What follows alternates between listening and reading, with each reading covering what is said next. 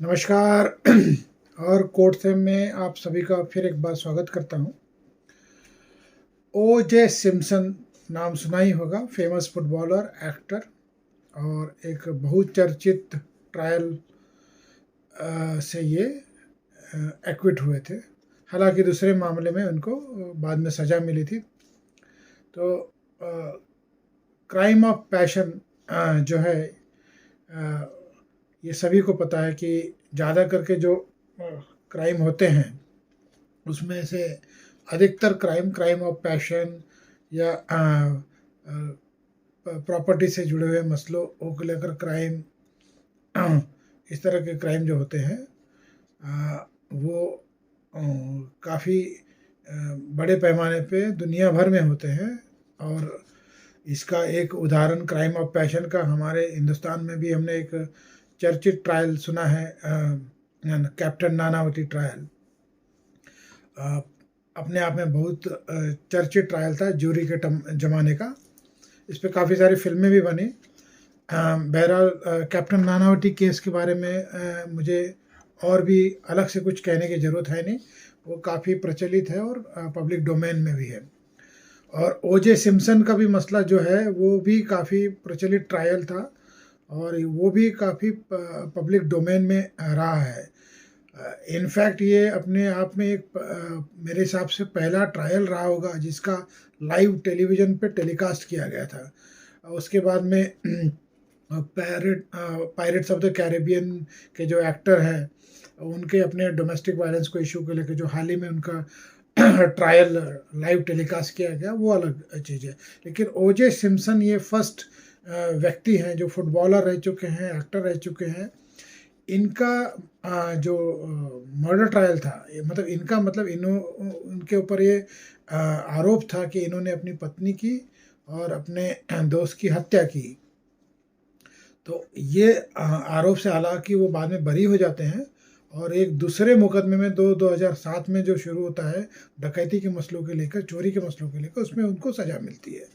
तो ये जो ओजो सिम्पसन का जो मर्डर केस है, उनकी वाइफ और उनके फ्रेंड के से रिलेटेड मर्डर केस में, ये अपने आप में अनोखा केस था।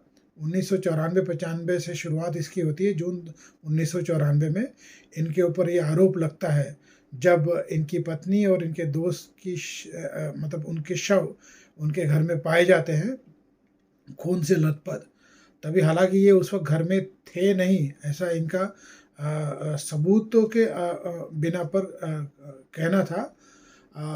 लेकिन ये एक सस्पेक्ट के नाम पे इनको जब बुलाने की कोशिश हुई तो इन्होंने एक मिडल वे अपनाया। तो उनके अटॉर्नी के थ्रू और इन्वेस्टिगेटिव एजेंसी के थ्रू एक आपसी समझौते के हिसाब से ये कोशिश की गई कि भाई वारंट की जगह पे हम खुद ही सरेंडर कर लेंगे। तो इस हिसाब से ये इनके खिलाफ जो वारंट वगैरह निकला भी था, उसके बावजूद ये खुद ही सरेंडर होने के लिए एग्री कर चुके थे ताकि इन्वेस्टिगेशन को ये कोऑपरेट कर सके। हालांकि ऐसा होता नहीं है। जिस दिन इनका सरेंडर का समय तय हुआ था, दिन और तारीख और वक्त जो मुकर्रर था, उस वक्त ये वहाँ पे पहुँचे नहीं। तो फिर उसके बाद में पुलिस इनके घर पे जाती है बाकायदा, और वहाँ पे जब इन्हें ढूंढा जाता है तो ये वहाँ से फरार हो जाते हैं। और फरार तो मतलब वो ऐसा फरार होते हैं कि वो अपने आप में एक लाइव चेस जो टेलीविज़न कैमरा के थ्रू रिकॉर्ड किया गया था और लाइव टेलीकास्ट भी हुआ था, ये भाग रहे हैं और इनके पीछे पुलिस भाग रही है। पुलिस इनको चेस कर रही है। जैसे वो हमने वो फिल्म देखी होगी डर, वो शाहरुख खान आगे आगे भागता है, पीछे पीछे सनी देओल भागता है। तो उसी तरह का कुछ माजरा था। बस फ़र्क इतना था कि पुलिस पीछे अपनी गाड़ी में भाग रही थी और ये अपनी गाड़ी में आगे फरार होने की कोशिश कर रहे थे। हालांकि वो नाकामयाब कोशिश थी और उनको पकड़ा जाता है। और फिर उसके बाद में फिर इनका जो है वो ट्रायल का जो प्रोसेस चालू होता है। इनको पूछा जाता है गिल्ट के बारे में, तो उन्होंने साफ मना कर दिया कि आई एम नॉट गिल्टी। फिर ये अपने आप में काफ़ी बड़ा ट्रायल अमेरिका के हिसाब से, मैं हिंदुस्तान के हिसाब से नहीं बात कर रहा हूँ। ये लगभग 9 महीने तक ये ट्रायल चला और काफ़ी प्रचलित ट्रायल था। लगभग 133 दिन ये उन 9 महीनों में चला और इसका टेलीवाइज लाइव टेलीकास्ट किया गया। उस दौरान 72 विटनेसेस को एग्जामाइन किया गया और उन 72 विटनेस को एग्जामिन करते हुए कई सारे ट्विस्ट एंड टर्न्स भी हुए। जैसे कि वो एक फेमस टर्न आता है जब इन जो ग्लोव्स होते हैं, हैंड ग्लोव्स होते हैं, वो अपना क्राइम सीन से जब रिकवर किए जाते हैं तो इनके एक एक की रिकवरी वहीं घर से होती है और दूसरी की रिकवरी अलग जगह से होती है। और उसको जब ग्लोव्स को जब ट्रायल कोर्ट में लाया जाता है तब इन्हें वो ग्लोव्स जो है पहनने के लिए कहा जाता है। और जब ये पहनने की कोशिश कर रहे थे तब ये का एक फेमस कोट है, अगर ये फिट नहीं होता है तो मतलब मुझे एक्विट किया जाए। तो बहरहाल वो अपने आप में एक काफ़ी चर्चित प्रसंग हुआ था ट्रायल कोर्ट में इस तरह का। फिर उसके बाद में जब ट्रायल 24 जनवरी 1995 से शुरू हुई और अगले 9 महीने तक चला, 72 विटनेसेस को एग्जामिन किया और उसके बाद में इनको फॉर लैक ऑफ एविडेंस जो है उसके बिना पर बरी कर दिया जाता है, मतलब एक्विट कर दिया जाता है। जूरी का भी अपना वर्डिक्ट था कि इनको बरी करना चाहिए। तो इसके ऊपर नेटफ्लिक्स पे फिल्म में भी है, ओजे सिम्पसन ट्रायल। बहुत ही अच्छा अपना उसका एक पिक्चराइजेशन है और उसको प्रेजेंट किया है नेटफ्लिक्स पे। तो अगर मौका मिले तो ज़रूर देखिएगा। जिन्हें क्रिमिनल ट्रायल को समझने की ज़रूरत है तो ऐसे लोगों के लिए काफ़ी हेल्पफुल रहेगा। फिर जब ये इस आरोप से जब इनको बरी किया जाता है, उसके बाद में ये 2007 में इनको और एक अलग मुकदमे में, जो कि मतलब इनके ऊपर आरोप था कि कहीं एक होटल में जाके वहाँ पे चोरी या डकैती जैसा कुछ करते हैं, उसमें इन्हें गिल्टी पाया गया और इनको कन्विक्शन भी हुई।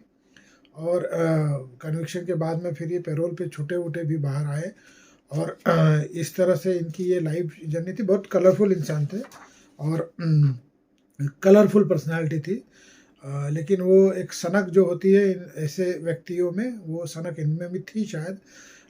इसके अलावा जो ये अपने पत्नी और अपने दोस्त के मर्डर को जो फेस कर रहे थे, ट्रायल जिसको फेस किया, जिसमें बरी हुए, हालांकि उसी से जुड़े हुए मसले में सिविल ट्रायल में इन्हें दोषी पाया गया और जो भी डैमेजेस वगैरह जो देने, मुआवजा वगैरह देने की बात आई थी, तो कोर्ट ने बाकायदा उसे अवार्ड भी किया था।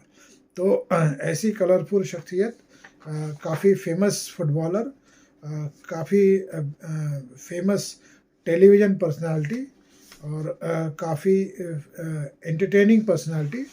और लेकिन एक कहते हैं कि एक घटना जो इनके आपसी रिलेशनशिप से शायद जुड़ी हुई थी, उनके पत्नी और उनके दोस्त के बीच का कुछ ऐसा था जिसे हम क्राइम ऑफ पैशन कह सकते हैं।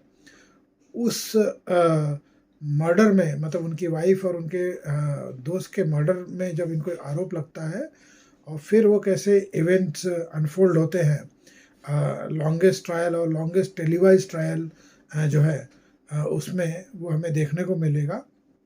और ये नेटफ्लिक्स पे सीरीज़ बाकायदा अवेलेबल है, तो आप ज़रूर देखिए। तो उनका हाल ही में जो निधन हुआ, उस लिहाज से मैंने सोचा कि ये वीडियो बनाया जाए। हालांकि आप सभी को पता ही होगा, क्योंकि ऐसी कोई छोटी मोटी शख्सियत तो थी नहीं, अपने आप में एक वेल नोन और काफ़ी सेलिब्रेटेड पर्सनालिटी थी। और उस हिसाब से इनके बारे में, इनके ट्रायल के बारे में जानना और समझना एक एकेडमिक पर्सपेक्टिव से एक लॉयर के एकेडमिक पर्सपेक्टिव से एक इम्पॉर्टेंट विषय है, तो उस लिहाज से मैंने इस पे थोड़ी रोशनी डालने की कोशिश की। हालांकि सीरीज़ जो है, जो फिल्म बनी है O.J. सिम्पसन के ऊपर, वो बहुत बढ़िया सीरीज़ बनी है। तो इसी के साथ मैं ये वीडियो समाप्त करता हूँ और कल मैं फिर आपसे मिलूँगा एक अलग कानूनी पहलू को लेकर। और उम्मीद है आपको ये वीडियो अच्छा लगा हो और आशा करता हूँ कि आप मुझसे जुड़े रहेंगे। और कल तक के लिए मैं आपसे विदा चाहता हूँ, फिर मिलेंगे कल। Thank you very much, have a nice day, good night.